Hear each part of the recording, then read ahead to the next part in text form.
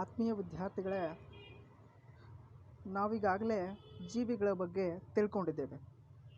ಅಂದರೆ ಯಾವುದೇ ಒಂದು ಜೀವಿ ತನ್ನ ಜೀವನ ಪರ್ಯಂತ ನಡೆಸುವಂತಹ ಚಟುವಟಿಕೆಗಳಿಗೆ ನಾವು ಜೀವಕ್ರಿಯೆಗಳು ಅಂತ ಕರಿತೀವಿ. ಸಾಮಾನ್ಯವಾಗಿ ಇವುಗಳಲ್ಲಿ ಪೋಷಣೆ ಬರುತ್ತೆ, ಉಸಿರಾಟ ಬರುತ್ತೆ, ವಿಸರ್ಜನೆ ಬರುತ್ತೆ. ಸೊ ಇವೆಲ್ಲ ಏನಂತಂದರೆ ಜೀವಿಗಳು ಬದುಕುಳಿಲಿಕ್ಕೆ, ಜೀವಿಗಳು ತಮ್ಮ ಜೀವದ ನಿರ್ವಹಣೆಯನ್ನು ಮಾಡಲಿಕ್ಕೆ ಅತಿ ಅಗತ್ಯವಾದಂತಹ ಕ್ರಿಯೆಗಳು. ಆದರೆ ಸಂತಾನೋತ್ಪತ್ತಿಯು ಕೂಡ ಒಂದು ನಾವು ಜೀವಕ್ರಿಯೆ ಅಂತ ಹೇಳ್ತೀವಿ. ಆದರೆ ಈ ಸಂತಾನೋತ್ಪತ್ತಿ ಪ್ರಕ್ರಿಯೆ ಜೀವಿಗಳು ಬದುಕಲಿಕ್ಕೆ ಅಗತ್ಯವಾದಂತಹ ಪ್ರಕ್ರಿಯೆ ಅಲ್ಲ. ಉದಾಹರಣೆಗೆ ಒಂದು ಜೀವಿ ಬದುಕಿದೆ ಅಂತಂದರೆ ಅದು ಬದುಕೋದಕ್ಕೋಸ್ಕರ ಸಂತಾನೋತ್ಪತ್ತಿ ಪ್ರಕ್ರಿಯೆ ಅಗತ್ಯವಾಗಿಲ್ಲ. ಆದರೂ ಕೂಡ ಸಂತಾನೋತ್ಪತ್ತಿಯನ್ನು ಪ್ರತಿಯೊಂದು ಜೀವಿಗಳು ಕೂಡ ನಡೆಸ್ತವೆ. ಯಾಕೆ ಅಂತಂದರೆ ಸಂತಾನೋತ್ಪತ್ತಿ ಪ್ರಕ್ರಿಯೆಯಿಂದ ಜೀವಿಗಳು ತಮ್ಮ ಸಂತತಿಯನ್ನು, ತಮ್ಮ ಸಂಖ್ಯೆಯನ್ನು ಉಳಿಸ್ಕೊಳ್ಳುತ್ತೆ ಮತ್ತು ಹೆಚ್ಚಿಸ್ಕೊಳ್ಳುತ್ತೆ. ಹಾಗಾದರೆ ಸಂತಾನೋತ್ಪತ್ತಿ ಪ್ರಕ್ರಿಯೆಯಲ್ಲಿ ಜೀವಿಗಳು ತಮ್ಮದೇ ನಿಖರ ಪ್ರತಿಕೃತಿಯನ್ನು ಸೃಷ್ಟಿಸ್ತಾವ ಹೇಗೆ ಅಂತ ನೋಡಿದರೆ ಹೌದು. ಯಾಕಂತಂದರೆ ಸಂತಾನೋತ್ಪತ್ತಿ ಅದರ ಮೂಲಭೂತ ಹಂತದಲ್ಲಿ ದೇಹ ವಿನ್ಯಾಸದ ನೀಲನಕ್ಷೆಗಳ ಪ್ರತಿಗಳ ನಿರ್ಮಾಣದಲ್ಲಿ ಭಾಗಿಯಾಗುವುದಾಗಿದೆ. ಅದರ ಅರ್ಥ ಸಂತಾನೋತ್ಪತ್ತಿ ಪ್ರಕ್ರಿಯೆ ಅಂತಂದರೆ ಇಲ್ಲಿ ಪ್ರತಿಯೊಂದು ಜೀವಿಯ ವಿನ್ಯಾಸ, ದೇಹ ವಿನ್ಯಾಸ ಇರುತ್ತಲ್ಲ, ಅದರ ನೀಲನಕ್ಷೆಗಳ ಒಂದು ಪ್ರತಿಯಾಗುತ್ತೆ, ಅಂದರೆ ಕಾಪಿ ಆಗುತ್ತೆ. ಉದಾಹರಣೆಗೆ ಒಂದು ನಾಯಿ ಇದೆ ಅಂತ ಭಾವಿಸಿದರೆ ಅದರ ಮುಂದಿನ ಸಂತಾನ ಅಥವಾ ಮುಂದಿನ ಪೀಳಿಗೆ ಏನಾಗಿರುತ್ತಂದರೆ ನಾಯಿಯ ದೇಹದ ವಿನ್ಯಾಸ ಇರುತ್ತಲ್ಲ ಅದೇ ರೀತಿಯ ನೀಲನಕ್ಷೆಯ ಪ್ರಕಾರನೇ ನಿರ್ಮಾಣ ಆಗುತ್ತೆ. ಹೊರತು ಬೇರೊಂದು ಜೀವಿಯ ದೇಹ ವಿನ್ಯಾಸವನ್ನು ಹೋಲುವಂತಹ ನೀಲನಕ್ಷೆಗಳಿಗೆ ಅದು ಸರಿ ಹೊಂದೋದಿಲ್ಲ. ಹಾಗಾಗಿ ಮೂಲಭೂತ ಹಂತದಲ್ಲಿ ಸಂತಾನೋತ್ಪತ್ತಿ ಪ್ರಕ್ರಿಯೆ ಅಂತಂದರೆ ದೇಹ ವಿನ್ಯಾಸದ ನೀಲನಕ್ಷೆಗಳ ಒಂದು ಪ್ರತಿಯನ್ನು, ಕಾಪಿಯನ್ನು ನಿರ್ಮಾಣ ಮಾಡೋದು ಆಗಿದೆ ಅಂತ ಹೇಳ್ಬೋದು. ಅದೇ ರೀತಿ ನಿಮಗೀಗೆಲ್ಲ ಗೊತ್ತಿರ್ಬೋದು DNA, ಕ್ರೋಮೋಸೋಮ್ ಅನ್ನುವಂಥ ಪದಗಳು. ಸೊ ಇದರ ಪ್ರಕಾರ ಏನಂತಂದರೆ ತಂದೆ ತಾಯಿಗಳಿಂದ ಮುಂದಿನ ಪೀಳಿಗೆಯ ಗುಣಗಳನ್ನು ಗಳಿಸಲಿಕ್ಕೆ DNA ಅಣುಗಳ ರೂಪದಲ್ಲಿ ಬೇಕಾದ ಮಾಹಿತಿಯನ್ನು ಒಂದು ಜೀವಕೋಶದ ನ್ಯೂಕ್ಲಿಯಸ್ನಲ್ಲಿರುವಂಥ ಕ್ರೋಮೋಸೋಮ್ಗಳು ಹೊಂದಿರುತ್ತೆ. ಅಂದರೆ ಪ್ರತಿಯೊಂದು ಜೀವಕೋಶದಲ್ಲಿ ನ್ಯೂಕ್ಲಿಯಸ್ ಇರುತ್ತೆ. ಆ ನ್ಯೂಕ್ಲಿಯಸ್ನಲ್ಲಿ ಎಳೆಗಳ ರೂಪದಲ್ಲಿ ಕ್ರೋಮೋಸೋಮ್ ಇರುತ್ತೆ. ಆ ಕ್ರೋಮೋಸೋಮ್ನಲ್ಲಿ ಈ DNAಗಳು ಅಡಗಿರ್ತಾವೆ. ಸೊ ಈ DNA ಕೆಲಸ ಏನು ಅಂತಂದರೆ ತಂದೆ ತಾಯಿಗಳಿಂದ ಗುಣಗಳನ್ನು ಮುಂದಿನ ಪೀಳಿಗೆಗೆ ಕೊಂಡೊಯ್ಯೋದು. ಆ ಗುಣಗಳು ಈ DNA ಅಣುಗಳ ರೂಪದಲ್ಲಿ, ಮಾಹಿತಿಯ ರೂಪದಲ್ಲಿ ಸಂಗ್ರಹ ಆಗಿರುತ್ತೆ. ಅಂದರೆ DNA ಪ್ರೋಟೀನ್ ಮತ್ತು ನ್ಯೂಕ್ಲಿಕ್ ಆಮ್ಲಗಳಿಂದ ತಯಾರಾಗಿದೆ. ಸೊ ಈ ಪ್ರೋಟೀನ್ ಮತ್ತು ನ್ಯೂಕ್ಲಿಕ್ ಆಮ್ಲಗಳಲ್ಲಿ ಏನಂತಂದರೆ ತಂದೆ ತಾಯಿಗಳ ಗುಣಗಳನ್ನು ಹೋಲುವಂಥ ಒಂದು ಮಾಹಿತಿ ಅಣುವಿನ ರೂಪದಲ್ಲಿ ಸಂಗ್ರಹಣೆ ಆಗಿರುತ್ತೆ. ಸೊ ಯಾವಾಗ ಈ DNA ಒಂದು ಸಂತಾನೋತ್ಪತ್ತಿ ಪ್ರಕ್ರಿಯೆಯಲ್ಲಿ ಮಹತ್ವವಾದ ಪಾತ್ರವನ್ನು ಬೀರುತ್ತೆ, ಅದೇ ಕಾರಣಕ್ಕಾಗಿ ಏನಾಗುತ್ತಂದರೆ DNA ಸ್ವಪ್ರತೀಕರಣದಲ್ಲಿ ಪ್ರತಿಯೊಂದು DNA ಪ್ರತಿ ಕೂಡ ತಮ್ಮದೇ ಕೋಶೀಯ ರಚನೆಯೊಂದಿಗೆ ಪ್ರತ್ಯೇಕಗೊಂಡು ಒಂದು ಜೀವಕೋಶವನ್ನು ಪರಿಣಾಮಕಾರಿಯಾಗಿ ವಿಭಜನೆ ಮಾಡೋ ಹಾಗೆ ಮಾಡಿ 2 ಜೀವಕೋಶಗಳನ್ನು ಉಂಟು ಮಾಡುತ್ತೆ. ಸೊ ಇಲ್ಲಿ ತಂದೆ ತಾಯಿಗಳನ್ನೇ ಹೋಲುವಂತಹ ಜೀವಿಗಳನ್ನು ಸೃಷ್ಟಿಸಲಿಕ್ಕೆ ಮುಖ್ಯವಾದಂಥ ಕಾರಣ ಅಂದರೆ ಈ DNA. ಇನ್ನು ಈ 2 ಜೀವಿಗಳು ಸಹಜವಾಗಿ ಒಂದೇ ರೀತಿಯಾಗಿರ್ತವೆ. ಆದರೆ ಅವು ಸಂಪೂರ್ಣವಾಗಿ ಒಂದೇ ರೀತಿಯಾಗಿರೋದಿಲ್ಲ. ಅಂದರೆ 100% ಸೇಮ್ ಇರೋದಿಲ್ಲ. ಬಟ್ ಆಲ್ಮೋಸ್ಟ್ ಸೇಮ್ ಇರುತ್ತೆ, 100% ಆಗಿರೋದಿಲ್ಲ. ಯಾಕೆ ಅಂತಂದರೆ DNA ಸ್ವಪ್ರತೀಕರಣ ಪ್ರಕ್ರಿಯೆ ಪ್ರತಿ ಬಾರಿನೂ ಕೆಲವೊಂದಿಷ್ಟು ಭಿನ್ನತೆಗಳನ್ನು ಹೊಂದಿರುತ್ತೆ. ಸೊ ಈ ಭಿನ್ನತೆಗಳ ಪರಿಣಾಮವಾಗಿ ಈ DNA ಪ್ರತಿಗಳು ಉತ್ಪತ್ತಿ ಆಗುತ್ತಲ್ಲ, ಅವು ಆಲ್ಮೋಸ್ಟ್ ಒಂದೇ ರೀತಿಯಾಗಿಯೂ ಇರಬಹುದು. ಆದರೆ ಕಂಪ್ಲೀಟಾಗಿ ತಂದೆ ತಾಯಿಗಳಲ್ಲಿ ಇರುವಂತಹ ಗುಣಗಳೇ ಇದರಲ್ಲಿ ಬಂದಿರೋದಿಲ್ಲ. ಸ್ವಲ್ಪ ಭಿನ್ನತೆಗಳು, ಸ್ವಲ್ಪ ವ್ಯತ್ಯಾಸಗಳು, ಸ್ವಲ್ಪ ಬದಲಾವಣೆಗಳು ಬಂದಿರುತ್ತೆ. ಸೊ ಸಂತಾನೋತ್ಪತ್ತಿ ಸಮಯದಲ್ಲಿ ಭಿನ್ನತೆಯೆಡೆಗಿನ ಈ ಅಂತರ್ಗತ ಪ್ರವೃತ್ತಿ ಏನಾಗುತ್ತಂದರೆ ಜೀವ ವಿಕಾಸದ ತಳಹದಿಯಾಗಿದೆ. ಅಂದರೆ ಜೀವಿಗಳು ವಿಕಾಸ ಆಗ್ತಾ ಇದೆ, ವಿಕಾಸವನ್ನು ಹೊಂದ್ತಾ ಇದೆ. ಬದಲಾಗ್ತಿರುವಂಥ ವಾತಾವರಣಕ್ಕೆ, ಬದಲಾಗ್ತಿರುವಂಥ ಸನ್ನಿವೇಶಕ್ಕೆ ಆ ಜೀವಿಗಳು ಹೊಂದಾಣಿಕೆ ಆಗಬೇಕು ಅಂತಂದರೆ ಅಥವಾ ಹೊಂದಾಣಿಕೆಯನ್ನು ಮಾಡಿಕೊಳ್ಬೇಕು ಅಂತಂದರೆ ಈ ಒಂದು ಭಿನ್ನತೆ ಅಂದರೆ DNA ಸ್ವಪ್ರತೀಕರಣದಲ್ಲಿ ಉಂಟಾಗುವಂತಹ ಭಿನ್ನತೆ ಅತ್ಯಗತ್ಯ ಅಂತ ನಾವು ಹೇಳಬಹುದು. ಹಾಗಾದರೆ ಈ ಭಿನ್ನತೆಯ ಮಹತ್ವ ಏನು ಅಂತ ನೋಡಲ್ಪಟ್ಟರೆ ಸಂತಾನೋತ್ಪತ್ತಿಯು ಜೀವಿ ಪ್ರಭೇದಗಳ ಸಂಖ್ಯೆ ಸ್ಥಿರತೆಯೊಂದಿಗೆ ಜೋಡಣೆಗೊಂಡಿರುತ್ತೆ. ಹೌದು, ಯಾಕಂತಂದರೆ ಯಾವ ಜೀವಿಗಳು ಸಂತಾನೋತ್ಪತ್ತಿ ಪ್ರಕ್ರಿಯೆಯನ್ನು ನಡೆಸುತ್ತೆ ಆ ಒಂದು ಜೀವಿಗಳ ಸಂಖ್ಯೆ ಸ್ಥಿರವಾಗಿ ಅಥವಾ ನಿರಂತರವಾಗಿ ಹೆಚ್ಚಾಗ್ತಾ ಹೋಗುವಂಥ ಸಾಧ್ಯತೆ ಇರುತ್ತೆ.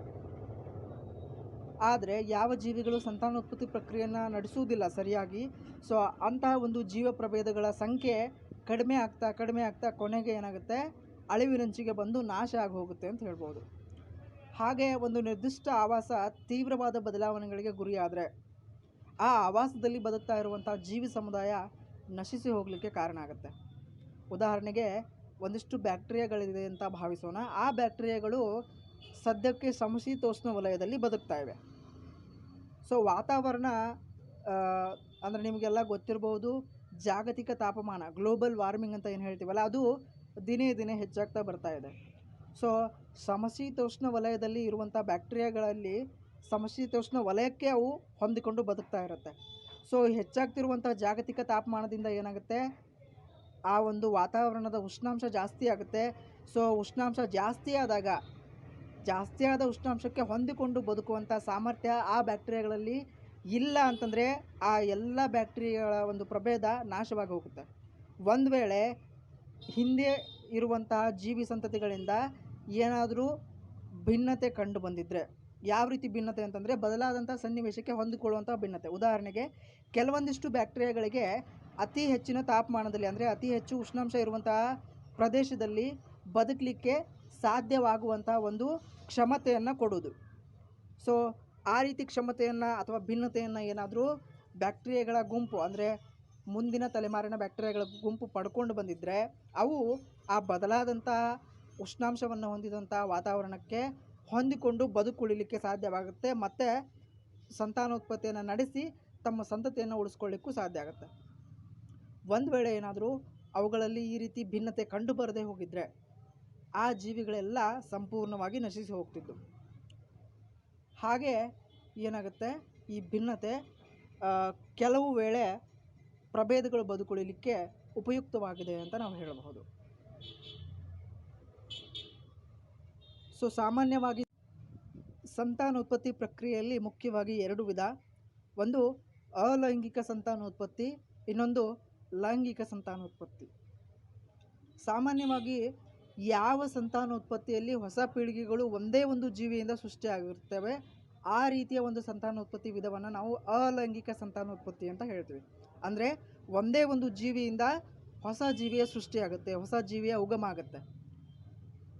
ಉದಾಹರಣೆಗೆ ನೋಡಬಹುದು, ಹೈಡ್ರಾ, ಕಬ್ಬು, ದ್ರಾಕ್ಷಿ ಹಾಗೂ ಇನ್ನೂ ಕೆಲವೊಂದಿಷ್ಟು ಜೀವಿಗಳು ಬರುತ್ತೆ. ಸೊ ಹೈಡ್ರಾ ಅಂದರೆ ಇಲ್ಲಿದೆ, ಕಬ್ಬು, ಸೊ ದ್ರಾಕ್ಷಿ, ಇವೆಲ್ಲ ಏನಂತಂದರೆ ಒಂದೇ ಒಂದು ಮಾತೃಜೀವಿಯಿಂದ ಜನಿಸುವಂತಹ ಅಥವಾ ಸೃಷ್ಟಿಯಾಗುವಂಥ ಹೊಸ ಜೀವಿಗಳು. ಸೊ ಈ ರೀತಿ ಒಂದೇ ಜೀವಿಯ ಸಹಾಯದಿಂದ ಹೊಸ ಜೀವಿಯ ಸೃಷ್ಟಿಯಾಗಲಿಕ್ಕೆ ಸಾಧ್ಯ ಆಗಿದ್ದರೆ ಆ ಒಂದು ಸಂತಾನೋತ್ಪತ್ತಿ ವಿಧವನ್ನು ನಾವು ಅಲೈಂಗಿಕ ರೀತಿಯ ಸಂತಾನೋತ್ಪತ್ತಿ ವಿಧಾನ ಅಂತ ಕರಿತೀವಿ, ಕಂಡುಬರುತ್ತೆ.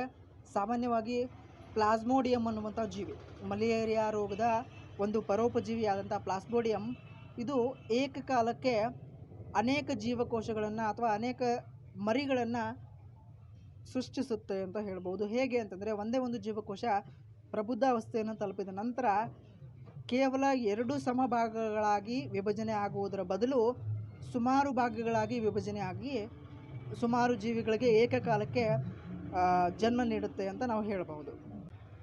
ಇನ್ನು ಎರಡನೇ ಪ್ರಕ್ರಿಯೆ ಏನಂತಂದರೆ, ಕೆಲವು ಜೀವಿಗಳು ಬೆಳವಣಿಗೆ ಹೊಂದಿದ ನಂತರ ಸಣ್ಣ ಸಣ್ಣ ತುಂಡುಗಳಾಗಿ ವಿಭಜನೆ ಹೊಂದಿ ಈ ತುಂಡುಗಳು ಅಥವಾ ತುಣುಕುಗಳು ಹೊಸ ಜೀವಿಗಳಾಗಿ ಬೆಳೆಯುವಂಥ ಪ್ರಕ್ರಿಯೆ. ಸೊ ಈ ಪ್ರಕ್ರಿಯೆಯನ್ನು ನಾವು ತುಂಡರಿಕೆ ಅಂತ ಕರಿತೀವಿ. ಇದು ಅಲೈಂಗಿಕ ರೀತಿಯ ಸಂತಾನೋತ್ಪತ್ತಿಯ ಎರಡನೇ ವಿಧಾನ ಅಂತ ನಾವು ಹೇಳ್ಬೋದು. ತುಂಡರಿಕೆಯನ್ನು ಅಂದರೆ ಜೀವಿ ಬೆಳವಣಿಗೆ ಆಗುತ್ತೆ, ನಂತರ ಏನಾಗುತ್ತೆ, ಸಣ್ಣ ಸಣ್ಣ ತುಂಡುಗಳಾಗಿ ವಿಭಜನೆ ಆಗುತ್ತೆ. ಸೊ ವಿಭಜನೆ ಆದಂಥ ಪ್ರತಿಯೊಂದು ತುಂಡುಗಳು ಏನಾಗುತ್ತೆ, ಹೊಸ ಜೀವಿಯನ್ನು ಬೆಳೀಲಿಕ್ಕೆ ಕಾರಣ ಆಗುತ್ತೆ ಅಂತ ಹೇಳ್ಬೋದು. ಇದಕ್ಕೆ ಉದಾಹರಣೆಯಾಗಿ ಸ್ಪೈರೋಗೈರಾವನ್ನು ನೀವಿಲ್ಲಿ ನೋಡ್ಬೋದು. ಸೊ ಒಂದು ಪ್ರಬುದ್ಧ ಸ್ಪೈರೋಗೈರಾ 2 ಬೇರೆ ಬೇರೆ ಭಾಗಗಳಾಗಿ ತುಂಡಾಗುತ್ತೆ. ತುಂಡಾದಂಥ ಪ್ರತಿಯೊಂದು ಭಾಗ ಕೂಡ ಏನಾಗುತ್ತೆ, 2 ಹೊಸ ಸ್ಪೈರೋಗೈರಾ ಜೀವಿಗಳನ್ನು ಉತ್ಪತ್ತಿ ಮಾಡುತ್ತೆ. ಸೊ ಇಲ್ಲಿ ಪಕ್ಕದಲ್ಲಿರುವಂಥ ಚಿತ್ರದಲ್ಲಿ ನೀವು ನೋಡ್ಬೋದು, ಒಂದೇ ಒಂದು ಸ್ಪೈರೋಗೆರಾ ಜೀವಿ 3 ಭಾಗಗಳಾಗಿ ವಿಭಜನೆ ಆಗುತ್ತೆ. ನಂತರ ಆ ವಿಭಜನೆ ಆದಂಥ 3 ಭಾಗಗಳು 3 ಬೇರೆ ಬೇರೆ ಹೊಸ ಜೀವಿಗಳಾಗಿ ಸೃಷ್ಟಿಯಾಗುತ್ತೆ, ಮಾರ್ಪಾಟಾಗುತ್ತೆ ಅನ್ನೋದನ್ನು ನಾವು ನೋಡಬಹುದು. ಸೊ ಈ ಪ್ರಕ್ರಿಯೆಯನ್ನು ನಾವು ತುಂಡರಿಕೆ ಅಂತ ಕರಿತೀವಿ. ಹಾಗಾದರೆ ಬಹುಕೋಶೀಯ ಜೀವಿಗಳಲ್ಲಿ ತುಂಡರಿಕೆ ಕ್ರಿಯೆ ಏಕೆ ಕಂಡುಬರುವುದಿಲ್ಲ? ಸಾಮಾನ್ಯವಾಗಿ ನಾವು ಈವರೆಗೂ ನೋಡಿದಂತಹ ಎಲ್ಲ 2 ವಿಧಗಳು ಏಕಕೋಶ ಜೀವಿಗಳಲ್ಲಿ ಕಂಡುಬರುವಂಥ ಒಂದು ಅಲೈಂಗಿಕ ಸಂತಾನೋತ್ಪತ್ತಿ ವಿಧಗಳು. ಆದರೆ ಬಹುಕೋಶೀಯ ಜೀವಿಗಳಲ್ಲಿ ಈ ತುಂಡರಿಕೆಯ ವಿಧಾನ ಅಥವಾ ತುಂಡರಿಕೆಯ ಪ್ರಕ್ರಿಯೆ ಕಂಡುಬರುವುದಿಲ್ಲ. ಯಾಕೆ ಅಂತಂದರೆ ಬಹುಕೋಶೀಯ ಜೀವಿಗಳು ಒಂದು ಜೀವಕೋಶದ ನಂತರ ಇನ್ನೊಂದರಂತೆ ಸರಳವಾಗಿ ವಿಭಜನೆ ಆಗೋದಿಲ್ಲ. ಅಲ್ಲದೆ ವಿಭಿನ್ನ ಜೀವಕೋಶಗಳನ್ನು ವಿಭಿನ್ನವಾದ ವಿಶಿಷ್ಟ ಕಾರ್ಯಗಳನ್ನು ನಡೆಸೋದನ್ನು ನಾವು ನೋಡಿರ್ತೀವಿ. ಹಾಗಾಗಿ ಜೀವಕೋಶಗಳಲ್ಲಿ ಬೇರೆ ಬೇರೆಯಾದಂತಹ ಒಂದು ವೈಶಿಷ್ಟ್ಯ ಕಾರ್ಯಗಳನ್ನು ನಡೆಸುವಂಥ ಶಕ್ತಿ ಇದ್ದಾಗ ಒಂದೇ ರೀತಿಯ ಜೀವಕೋಶ ವಿಭಜನೆ ಆಗೋದ್ರಿಂದ ಅಲ್ಲಿ ಹೊಸದಾದಂಥ ಜೀವಿ ಸೃಷ್ಟಿ ಆಗೋದಿಲ್ಲ. ಸೊ ಈ ಕಾರಣಕ್ಕಾಗಿ ಏನಾಗುತ್ತೆ, ಬಹುಕೋಶೀಯ ಜೀವಿಗಳಲ್ಲಿ ತುಂಡರಿಕೆ ಪ್ರಕ್ರಿಯೆ ಕಂಡುಬರೋದಿಲ್ಲ. ಇನ್ನು 3ನೇ ಪ್ರಕ್ರಿಯೆ ಅಂತಂದರೆ ಪುನರುತ್ಪಾದನೆ ಅಂತ ನಾವು ಹೇಳಬಹುದು. ಸೊ ಏನು ಪುನರುತ್ಪಾದನೆ ಅಂತಂದರೆ, ಜೀವಿಯ ದೇಹ ಯಾವುದಾದ್ರೂ ಒಂದು ಕಾರಣದಿಂದ ತುಂಡಾಗಿ ಹೋಗಿದ್ರೆ ಅಥವಾ ಅನೇಕ ಚೂರುಗಳಾಗಿ ಮುರಿದು ಹೋಗಿದ್ರೆ, ಸೊ ಆ ಅನೇಕ ಚೂರುಗಳು ಪ್ರತ್ಯೇಕ ಜೀವಿಗಳಾಗಿ ಬೆಳೆಯುವಂಥ ಪ್ರಕ್ರಿಯೆಯನ್ನು ನಾವು ಪುನರುತ್ಪಾದನೆ ಅಂತ ಕರಿತೇವೆ. ಸೊ ಇದಕ್ಕೆ ಬೆಸ್ಟ್ ಉದಾಹರಣೆ ಅಂತಂದರೆ ಹೈಡ್ರಾ ಮತ್ತು ಪ್ಲನೇರಿಯಾಗಳಂಥ ಸರಳ ಜೀವಿಗಳು. ಸೊ ಹೈಡ್ರಾದ ದೇಹ ಕೂಡ ತುಂಡಾದಂಥ ಭಾಗದಿಂದ ಹೊಸ ಜೀವಿಯನ್ನು ಸೃಷ್ಟಿ ಮಾಡಿಕೊಳ್ಳುತ್ತೆ. ಅದೇ ರೀತಿ ಪ್ಲನೇರಿಯಾದಲ್ಲಿ ಕೂಡ ತುಂಡಾದಂತಹ ಒಂದು ದೇಹದ ಭಾಗಗಳಿಂದ ಹೊಸ ಜೀವಿಗಳು ಸೃಷ್ಟಿಯಾಗೋದನ್ನು ನೀವು ನೋಡಬಹುದು. ಸೊ ಇಲ್ಲಿರುವಂಥದ್ದು ಹೈಡ್ರಾ, ಇಲ್ಲಿರುವಂಥದ್ದು ಪ್ಲನೇರಿಯಾ. ಸೊ ಹೈಡ್ರಾದ ದೇಹದ ಯಾವುದಾದ್ರೂ ಒಂದು ಭಾಗ ತುಂಡಾದರೆ ಸೊ ಆ ತುಂಡಾದಂಥ ಭಾಗದಿಂದ ಹೊಸ ಜೀವಿ ಸೃಷ್ಟಿಯಾಗುತ್ತೆ. ಅದೇ ರೀತಿ ಪ್ಲನೇರಿಯಾದಲ್ಲಿ ದೇಹ ತುಂಡಾದರೆ ತುಂಡಾದಂಥ 3 ಭಾಗಗಳಿಂದ 3 ಬೇರೆ ಬೇರೆ ಹೊಸ ಜೀವಿಗಳು ಸೃಷ್ಟಿಯಾಗ್ತವೆ. ಅಂದರೆ ಎಷ್ಟು ಚೂರುಗಳಾಗುತ್ತೆ, ಎಷ್ಟು ತುಂಡುಗಳಾಗುತ್ತೆ, ಅಷ್ಟು ಹೊಸ ಜೀವಿಗಳು ಸೃಷ್ಟಿಯಾಗ್ತವೆ. ಸೊ ಅದೇ ರೀತಿ ಇಲ್ಲಿ ಪುನರುತ್ಪತ್ತಿಯಾದಂಥ ಅಸಂಖ್ಯ ಜೀವಕೋಶಗಳು ಬದಲಾವಣೆಗಳಿಗೆ ಒಳಗಾಗಿ ಅನೇಕ ಅಂಗಾಂಶಗಳಾಗ್ತವೆ. ಈ ಬದಲಾವಣೆಗಳು ಒಂದು ಸಂಘಟಿತವಾದಂಥ ಅನುಕ್ರಮದಲ್ಲಿ ನಡೀತವೆ. ಇದನ್ನು ನಾವು ಅಭಿವರ್ಧನೆ ಅಂತ ಕರಿತೇವೆ. ಆದಾಗಲೂ ಕೂಡ ಪುನರುತ್ಪಾದನೆ ಸಂತಾನೋತ್ಪತ್ತಿಗೆ ಸಮ ಅಲ್ಲ. ಯಾಕಂತಂದರೆ ಬಹುತೇಕ ಜೀವಿಗಳು ಸಾಮಾನ್ಯವಾಗಿ ಸಂತಾನೋತ್ಪತ್ತಿಗಾಗಿ ತುಂಡಾಗುವಿಕೆ ಪ್ರಕ್ರಿಯೆಯನ್ನು ಅವಲಂಬಿಸಿಲ್ಲ. ಅಂದರೆ ಎಲ್ಲ ಈ ರೀತಿ ಜೀವಿಗಳು ಕೇವಲ ಸಂತಾನೋತ್ಪತ್ತಿ ಪ್ರಕ್ರಿಯೆಗಾಗಿ ದೇಹವನ್ನು ತುಂಡು ಮಾಡ್ಕೊಳ್ಳಿಕ್ಕೆ ಆಗೋದಿಲ್ಲ. ಸೊ ಅನಿವಾರ್ಯ ಕಾರಣಗಳಿಂದಾಗಿ ಅಕಸ್ಮಾತಾಗಿ ಜೀವಿಯ ದೇಹ ತುಂಡಾಗೋದ್ರೆ ಆವಾಗ ಜೀವಿ ಸಾವನ್ನಪ್ಪೋದಿಲ್ಲ, ಬದಲಾಗಿ ತುಂಡಾದಂಥ ಪ್ರತಿಯೊಂದು ಭಾಗದ ಮುಖಾಂತರ ಸಂತಾನೋತ್ಪತ್ತಿ ಪ್ರಕ್ರಿಯೆಯನ್ನು ಅವು ಮುನ್ನಡೆಸ್ತವೆ, ಹೊಸ ಜೀವಿಯನ್ನು ಸೃಷ್ಟಿಸ್ತವೆ ಅನ್ನೋದು. ಆದರೆ ಇದೇ ಒಂದು ಸಂತಾನೋತ್ಪತ್ತಿಯ ವಿಧಾನ ಅಲ್ಲ. ಇನ್ನು 4ನೇ ಪ್ರಕ್ರಿಯೆ ಅಂತಂದರೆ ಮೊಗ್ಗುವಿಕೆ. ಕೆಲವು ಜೀವಿಗಳಲ್ಲಿ ಕೋಶ ವಿಭಜನೆಯಿಂದ ಒಂದು ಮೊಗ್ಗು ಬಾಹ್ಯವಾಗಿ ವೃದ್ಧಿಯಾಗುತ್ತೆ. ಸೊ ನೀವು ಈ ಚಿತ್ರದಲ್ಲಿ ಗಮನಿಸಬಹುದು, ಜೀವಿಯ ಒಂದು ಪ್ರತ್ಯೇಕ ಭಾಗದಲ್ಲಿ ಏನಾಗುತ್ತೆ, ಕೋಶ ವಿಭಜನೆ ಆಗುತ್ತೆ. ಆ ಕೋಶ ವಿಭಜನೆಯಿಂದ ಒಂದು ಮೊಗ್ಗು ಬಾಹ್ಯವಾಗಿ ಬೆಳೀತಾ ಬೆಳೀತಾ ಬರುತ್ತೆ. ಸೊ ಈ ಮೊಗ್ಗು ಸಂಪೂರ್ಣವಾಗಿ ಬೆಳೆದ ನಂತರ ಏನಾಗುತ್ತೆ, ಮಾತೃದೇಹದಿಂದ ಬೇರ್ಪಟ್ಟು ಸ್ವತಂತ್ರವಾಗಿ ಬೆಳೆಯುತ್ತೆ. ಸೊ ಈ ಒಟ್ಟಾರೆ ಪ್ರಕ್ರಿಯೆಯನ್ನು ನಾವು ಮೊಗ್ಗುವಿಕೆ ಅಂತ ಕರಿತೇವೆ. ಸೊ ಇಲ್ಲಿ ಉದಾಹರಣೆಯಲ್ಲಿ ಹೈಡ್ರಾವನ್ನು ಕೊಟ್ಟಿದ್ದಾರೆ. ಒಂದು ನಿರ್ದಿಷ್ಟ ದೇಹದ ಭಾಗದಲ್ಲಿ ಅಪರಿಮಿತ ಕೋಶ ವಿಭಜನೆ ಆಗುತ್ತೆ.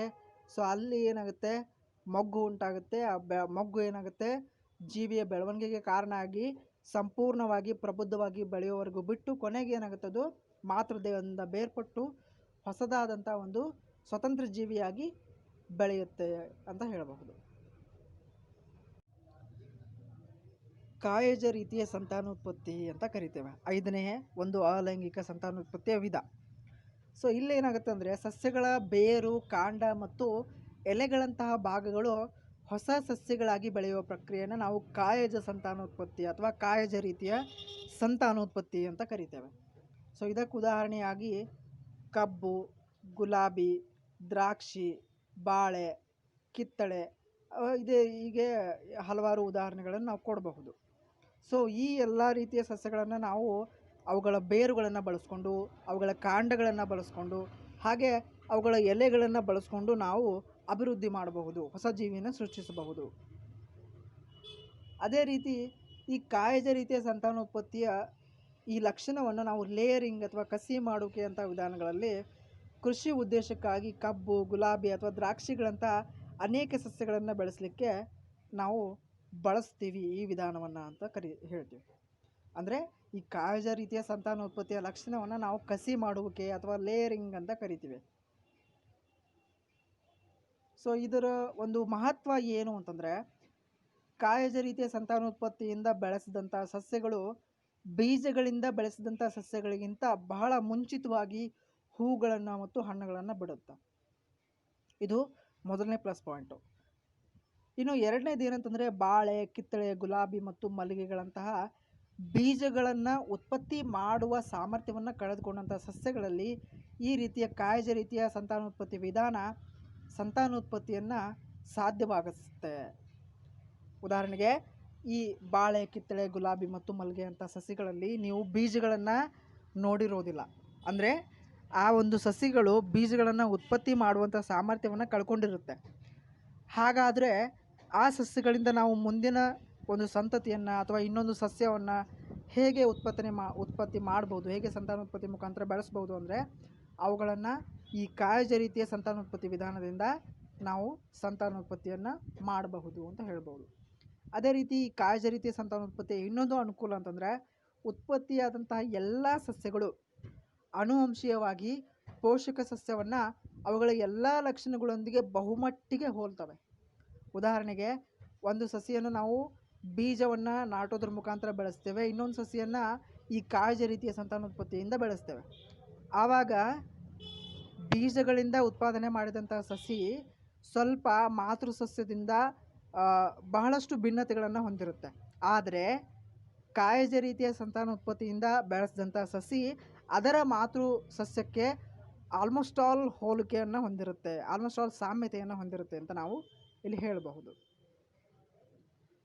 ಹಾಗೆ ಮಣ್ಣಿನ ಮೇಲೆ ಬಿದ್ದಂತಹ ಒಂದು ಬ್ರಯೋಫಿಲಮ್ ಎಲೆ, ಸೊ ಈ ಎಲೆಯ ಒಂದು ಅಂಚಿನ ಉದ್ದಕ್ಕೂ ಇರುವಂಥ ಕುಳಿಗಳಲ್ಲಿ ಮಗ್ಗುಗಳಿಗೆ ಉತ್ಪತ್ತಿಯಾಗುತ್ತೆ ಮತ್ತು ಹೊಸ ಸಸ್ಯಗಳಾಗಿ ಬೆಳೆಯುತ್ತೆ. ಇದು ಕೂಡ ಒಂದು ಕಾಯಜ ರೀತಿಯ ಸಂತಾನೋತ್ಪತ್ತಿ. ಅಂದರೆ ಎಲೆಗಳ ಮುಖಾಂತರ ನಾವು ಸಂತಾನೋತ್ಪತ್ತಿ ಪ್ರಕ್ರಿಯೆಯನ್ನು ಮುನ್ನಡೆಸಬಹುದು ಅನ್ನೋದು. ಇನ್ನು ಅಲೈಂಗಿಕ ರೀತಿಯ ಸಂತಾನೋತ್ಪತ್ತಿಯ ವಿಧಗಳಲ್ಲಿ ಕೊನೆಯ ವಿಧ ಬೀಜಕಗಳ ಉತ್ಪಾದನೆ. ಕೆಲವು ವಿಶಿಷ್ಟ ಜೀವಕೋಶಗಳಿರುತ್ತೆ ಅಥವಾ ಬೀಜಕಗಳಿರುತ್ತೆ. ಆ ಒಂದು ಬೀಜಕಗಳಿಂದ ಅಥವಾ ವಿಶಿಷ್ಟ ಜೀವಕೋಶಗಳಿಂದ ಹೊಸ ಜೀವಿಗಳಾಗಿ ಬೆಳವಣಿಗೆ ಹೊಂದುವಂಥ ಪ್ರಕ್ರಿಯೆಯನ್ನು ನಾವು ಬೀಜಕಗಳ ಉತ್ಪಾದನೆಯಿಂದ ಸಂತಾನೋತ್ಪತ್ತಿ ಅಂತ ಕರಿತೇವೆ. ಇದಕ್ಕೆ ಉದಾಹರಣೆಯಾಗಿ ರೈಸೋಪಸ್ ಅಂತ ಬರುತ್ತೆ. ಸೊ ಚಿತ್ರದಲ್ಲಿ ನೀವು ಗಮನಿಸಬಹುದು, ಇದು ರೈಸೋಪಸ್ನ ಒಂದು ಚಿತ್ರ. ಸೊ ಇವು ಸಾಮಾನ್ಯವಾಗಿ ಬ್ರೆಡ್ನ ಮೇಲ್ಗಡೆ ದಾರದಂತೆ ಬೆಳೆದಿರುತ್ತೆ. ಹಾಗಾಗಿ ಈ ಬ್ರೆಡ್ಡಿನ ಮೇಲೆ ಬೆಳೆದಂತಹ ದಾರದಂಥ ರಚನೆಗಳಿಗೆ ನಾವು ಬ್ರೆಡ್ನ ಮೋಲ್ಡ್ನ ಹೈಪೆಗಳು ಅಥವಾ ರೈಸೋಪಸ್ ಅಂತ ಕರಿತೇವೆ. ಇವು ಸಂತಾನೋತ್ಪತ್ತಿ ನಡೆಸುವಂತಹ ಭಾಗಗಳಲ್ಲ, ಆದರೆ ಆ ಒಂದು ದಾರದಂತಹ ಅಥವಾ ಕಡ್ಡಿ ಥರ ಇರುವಂತಹ ರಚನೆಗಳ ಮೇಲೆ ಚಿಕ್ಕ ದುಂಡಗಿನ ಬೇರೆ ರಚನೆಗಳು ಕಂಡುಬರುತ್ತೆ. ಅವು ಸಂತಾನೋತ್ಪತ್ತಿಯಲ್ಲಿ ಭಾಗವಹಿಸ್ತವೆ. ಸೊ ಈ ಚಿಕ್ಕದಾಗಿ ದುಂಡಗೆ ಇರುವಂತಹ ರಚನೆಗಳೇ ಬೀಜಕ ದಾನಿಗಳು ಅಂತ ಕರೀತೇವೆ. ಸೊ ಇವು ವಿಶಿಷ್ಟವಾದಂಥ ಜೀವಕೋಶಗಳಾಗಿವೆ ಇಡೀ ಜೀವಿಯ ದೇಹದಲ್ಲಿ. ಯಾಕಂದರೆ ಅವು ಬೀಜಕಗಳನ್ನು ಹೊಂದಿವೆ ಮತ್ತು ಅವು ಅಂತಿಮವಾಗಿ ಹೊಸ ರೈಸೋಪಸ್ಸನ್ನು ಉಂಟು ಮಾಡಲಿಕ್ಕೆ ಅಥವಾ ಸೃಷ್ಟಿ ಮಾಡಲಿಕ್ಕೆ ಸಹಾಯ ಮಾಡುತ್ತೆ ಅಂತ ಹೇಳ್ಬೋದು. ಸೊ ಇಲ್ಲಿರುವಂಥ ಚಿತ್ರದಲ್ಲಿ ನೀವು ಗಮನಿಸಬಹುದು, ಕಪ್ಪಗೆ ಮೇಲೆ ಕಾಣುವಂಥವುಗಳೇ ಏನಂತಂದರೆ ಇವು ದುಂಡಗಿನ ರಚನೆಗಳು, ಬೀಜದಾನಿಗಳು ಅಂತ ಕರಿತೇವೆ. ಇವು ಪ್ರೌಢಾವಸ್ಥೆಗೆ ಬರೋವರೆಗೂ ಇವುಗಳ ಸುತ್ತಲೂ ಒಂದು ಗಟ್ಟಿಯಾದಂಥ ಕವಚ ಇರುತ್ತೆ.